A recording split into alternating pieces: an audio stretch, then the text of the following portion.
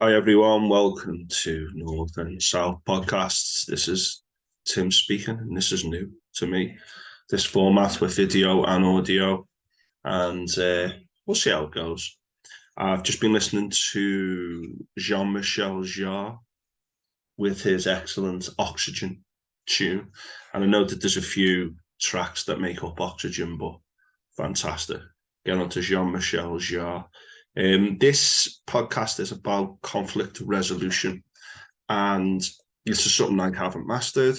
It's something that the human race hasn't mastered, and obviously there are things that sometimes happen where conflict resolution by purely peaceful means and engagement means, there's limits to what that can do. We all know that, but obviously we can make ourselves a lot happier by dealing with conflict better and tension better than we sometimes do. And this might be for relationships, but also in the world of work, etc., where these kinds of things happen. And they can actually make our life quite miserable because these things tend to add up, and they can sometimes make us profoundly unhappy if we let them get carried away, etc.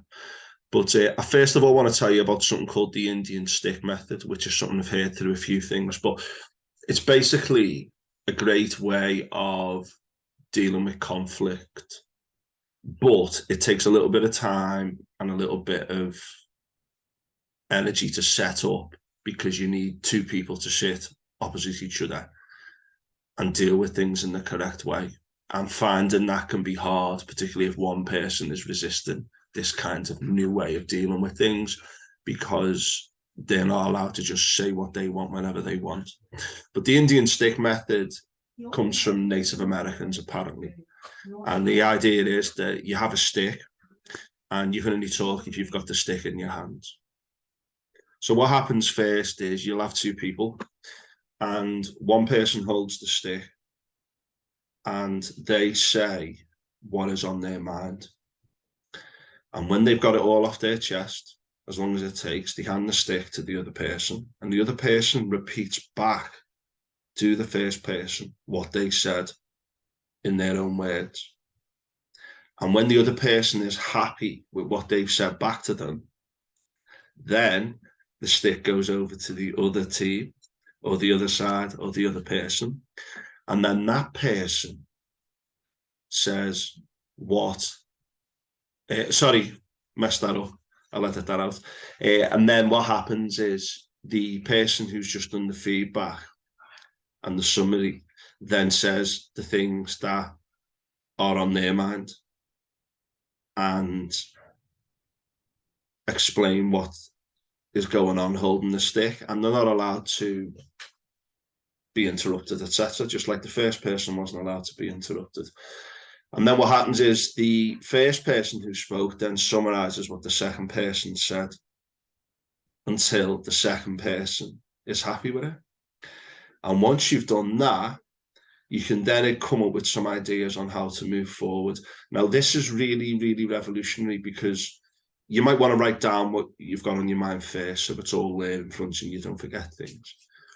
But what it does is it allows someone to say their piece, to be heard, and for the other person to register that they've heard it, for both sides to speak. And then once you've got through all those emotional issues and resistance issues, then you come up with ideas on how to move forward. And sometimes just having done those first four things, the speak, repeat back, and the speak and repeat back or summarize, that can break a lot of the emotional tensions and egos, etc., which sometimes want to get onto the control mic and speak and talk all the time. So that's called the Indian stick method, and I have found it helpful in conflict resolution. The main issue with that is it takes time, and sometimes if one person suggests it, there can be a lot of resistance from the other person's ego, and they want to get back into the old game of keeping the ego happy and asserting their kind of territory, if you know what I mean. So that can be the resistance to it. But people who are struggling, particularly in relationships, etc., try it out. The other method is, I first heard this from Russell Brand is called the I love you, but when you do, I feel. And I've since heard from Paul Cope that you shouldn't use the but. Paul Cope is someone who I've spoken to in a previous podcast. She used to say, listen, I love you. And when you do this, it makes me feel like this. And say it from a position of kind of vulnerability. And then, nearly sneezed. And then the other person knows that you're not having a go at them from a kind of looking down at them antagonistic thing. And then you can talk about the issue and they see that you're being vulnerable. It can break down a lot of barriers to the conversation. The other thing is about boundaries, because people go through life and organizations go through life, and political parties and people in society generally go through life. And they seem to think that everyone else should understand their boundaries. And that's not necessarily the case. And I was speaking to a friend last night who identified a few issues in their life. And I said, have you told the person what you've just told me? And they said, no. I said, okay. And we talked about how when one person thinks something is really clear and out in the open, the other person might not necessarily see it that way. And sometimes it's good to explain things to the other person and to tell them exactly what the issue is and what your boundaries are. Now, when you establish a boundary, and it might be that, someone doesn't take the dishes out and puts them in the sink or whatever after they've had the dinner in the living room or on the table or whatever. Obviously, when you state your boundary, you shouldn't state it and say, is my boundary. And if you cross this, it's over, or I'm not happy. But you might say, listen, I've got an idea here of a boundary, and here's why it's important to me. What do you think of this boundary?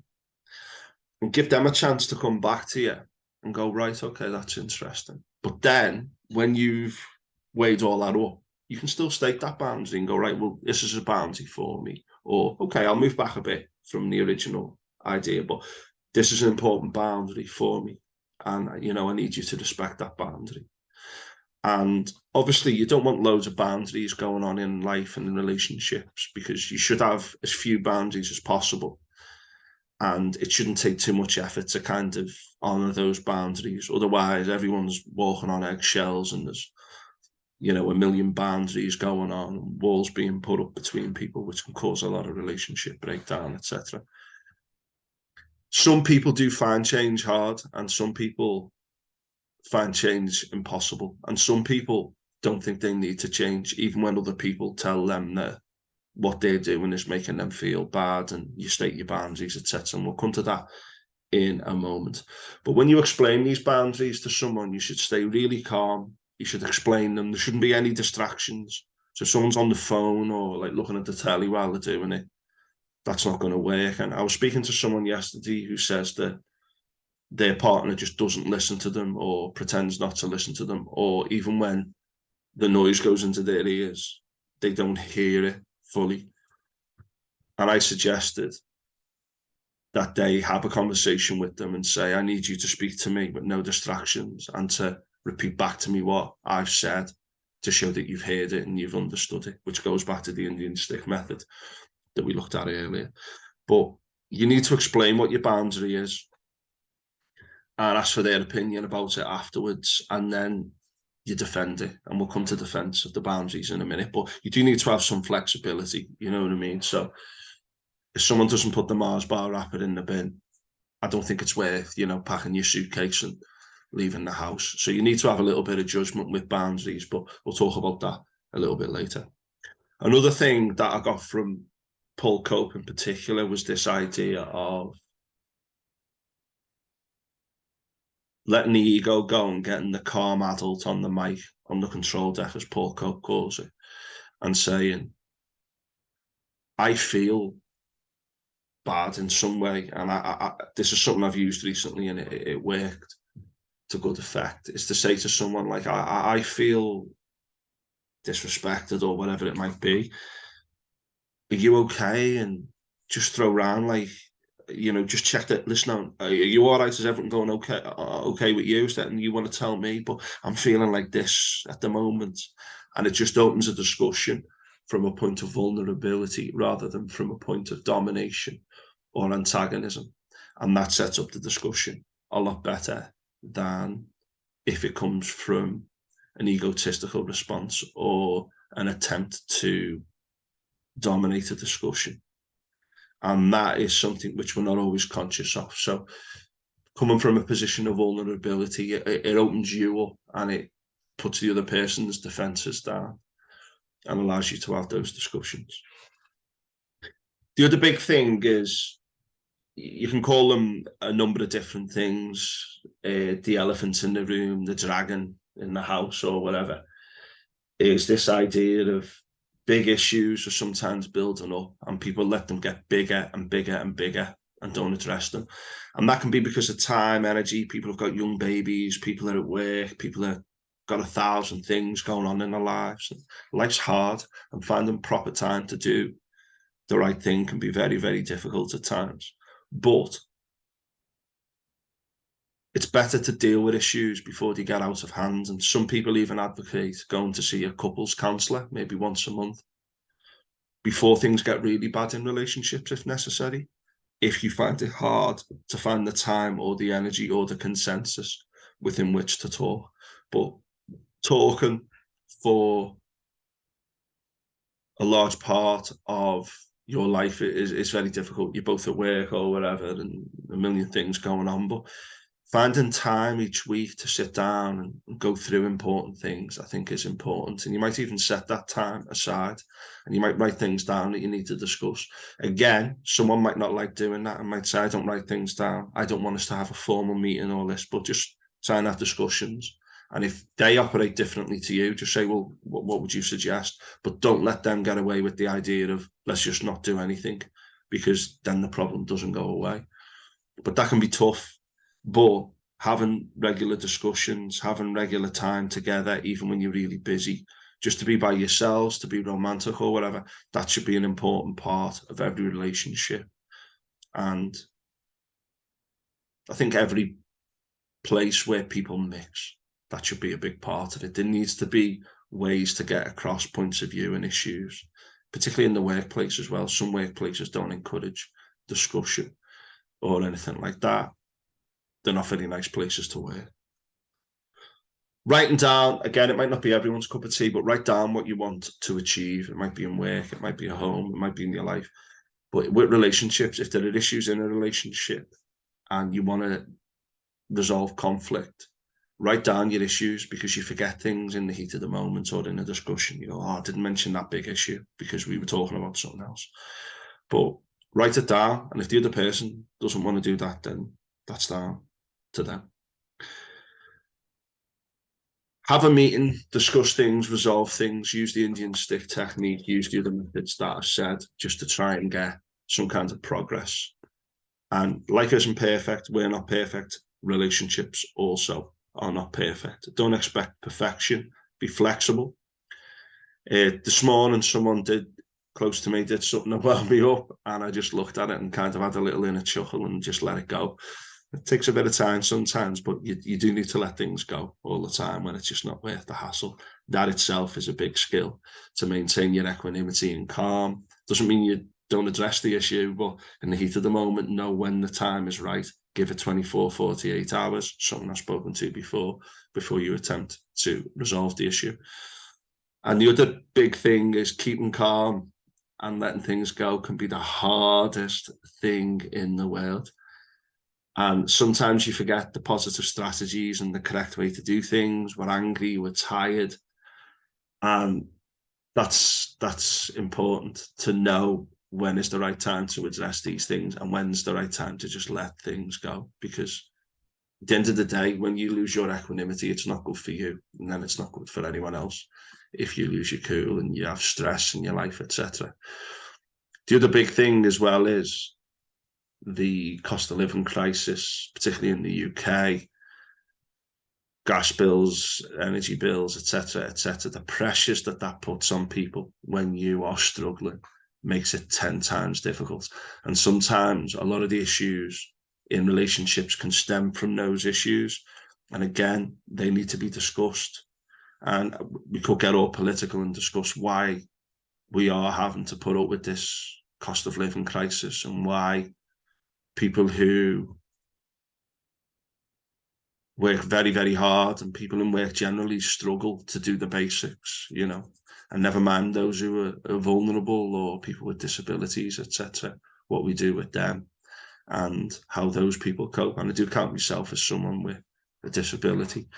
That can be very, very difficult to navigate. And trying to come up with solutions to those issues as an individual can be hard because they're often collective issues as well.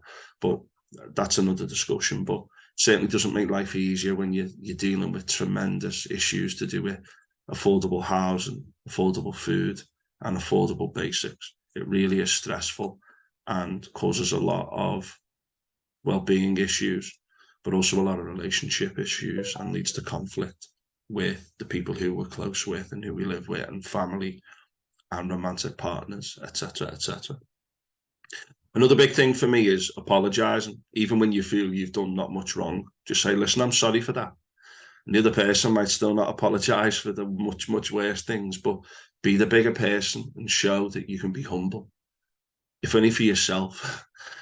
Again, that can be difficult if you feel you're not getting much back. But as I say, it's the hardest thing in the world to do things in the correct way sometimes.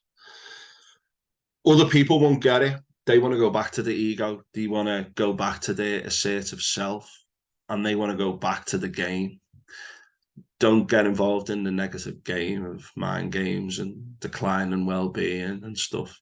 Rise above it. And again, it's so, so hard. But be aware that other people's egos, other people's negative selves can be on the mic, and they can be less than cooperative with more enlightened ways to approach things. And who's to know? We used to say that following the path or the paths or some of the ideas I've just advocated are the right way. We all need to show humility and be open to new ideas and suggestions and learning as we move forward.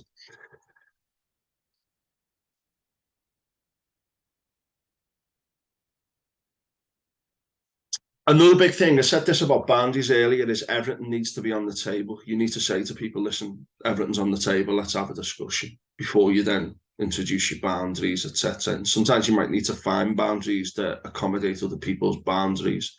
And some people think, oh, if I assert my boundary first, then they've got to fit around me. And again, that's a lack of self-esteem and a lack of awareness on how the real world works. You've got to build your boundaries up slowly, talk about them, but then defend them. So make sure that you don't go in with too rigid an idea. And one of the reasons why peace talks often fail is you get one side going in with ridiculous demands, the other side coming in with ridiculous demands, knowing very well that the other side won't agree to it. And we get perpetuation of war, poverty, etc. Why should we do that in our personal lives as well? I don't know. It's a bit of a no-brainer, really, isn't it? What I've said won't work for everyone. Sometimes you might need to just not engage with certain people in certain ways, sometimes in work, or sometimes you might just need to cut yourself off from people. That might be better for all parties. If you've give things a chance, if you've done all the things I've said and your own methods and it's still not working, it might be better for things to end because it's just not working, it's not practical, and it's in everyone's interests to move forward and to sever links. It can be hard to deal with things like certain compromises, maybe two boundaries from two people just are incompatible. Sometimes you might need to be flexible there, but if it's a serious enough issue, maybe it's best that you both move on. Another big issue is obviously when there's children involved, etc., and relationships, and that can be very, very challenging. I'd like to think things settle down in the medium term, even if in the short term they can be difficult, but keep your cool. Don't let negativity affect you too much if you can. Be assertive, state your boundaries, but do it from a vulnerability, a position of vulnerability to show to the other person that, I'm not happy with this, and you're not trying to dominate things. You might need to defend your boundaries very strictly, but don't reach for the nuclear button straight away with those kind of things, because it can just come back to haunt you, and it just makes everyone feel bad. Even if the other person is on the nuclear button, sometimes you going for it just doesn't make the situation any better. And again, it's the hardest thing in the world to keep you cool. And I'm going to finish with the words of the Contango. And the Contango is a character from Roots. I don't know if you've seen the series Roots from the 70s. It's brilliant, about African Americans and the slave trade, etc., and slavery and segregation. It's a great series. And the Contango trains the young men to be warriors and men of the future. And he always says at the, I remember a quote, "The way of the Mandinka is not easy, but it is best." And in that, he alludes to when an army surrounds another army, but they allow an escape route. And they say to the other army, if you want to leave, you leave, but you know that we've beaten you here today. We draw the line. Because if you kill them, then their son becomes your new enemy. And sometimes we need to show people a way out. And sometimes what we do can be very, very hard, particularly when you're up against other people who you feel are being far from reasonable. But stay calm, maintain your equanimity, and try to follow the correct path, the middle way, as the Buddha said. Keep cool and stay true to your boundaries, but keep cool and keep calm above all other things. And if you manage to do that, let me know how you've done it, because I am far from perfect.